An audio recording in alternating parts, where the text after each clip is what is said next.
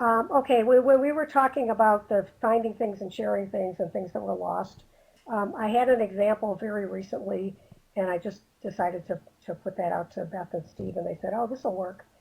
So, does anybody know the old, now it's old, Bedford St. Martin's site? They used to have a site called Research and Documentation Online that showed how to do citation styles. So they had how to do Chicago style, APA, MLA, and three or four of them, right? Okay, it was like great. It was great. I so loved the APA site. I used to send students to it all the time. I'd say, just go to Google, put in research and documentation online. It'll come up, go to social sciences.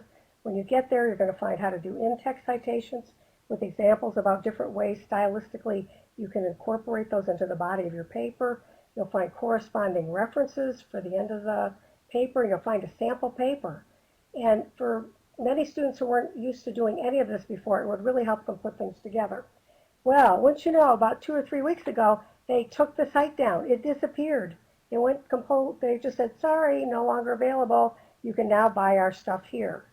So it's gone. And I was just like, oh no, I hadn't saved it. I didn't print out anything from them. And I felt really bad. So then, of course, I remembered I've got the URL stashed somewhere for the APA stuff, which was my favorite. So I went over to the Internet Archive, and right at the very top of that page, there's a link to the Wayback Machine. I put in the old URL for the site for the, again, the social science stuff in the Wayback Machine right up there at the top of the page. Clicked enter, and then you get a series of dates where they've kept a snapshot.